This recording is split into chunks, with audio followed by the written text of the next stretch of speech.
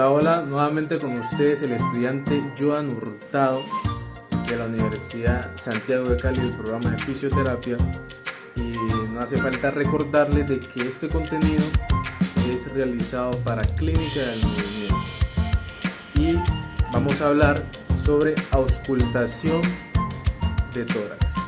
Muy bien, la auscultación es una técnica de exploración física la cual se realiza por medio de un estetoscopio o también llamado fonendoscopio. Ahora, para realizar esta técnica se requiere de un espacio aislado de ruido y muy tranquilo. También debemos tener en cuenta que la auscultación se realiza en la parte anterior, posterior y lateral del tórax. Para iniciar con esto lo haremos en la región supraescapular del lado izquierdo, y a partir de aquí empezamos de forma descendente, como se muestra aquí en esta imagen, los puntos, y a partir de allí se empieza a comparar tanto el lado derecho como el lado izquierdo.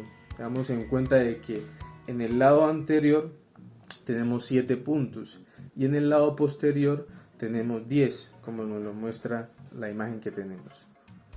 Al poner el fonendoscopio en estos lugares anteriormente mencionados, vamos a percibir unos ruidos. Estos ruidos se clasifican en ruidos normales y ruidos anormales o sobreagregados. Entonces, los ruidos normales se componen de dos.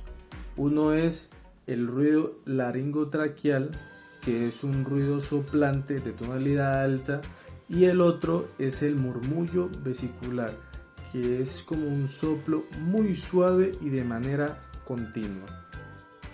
En los ruidos sobreagregados tenemos de que son distorsiones en el paso del aire. Entre esto tenemos que son los soplos, los estertores y las resonancias vocales.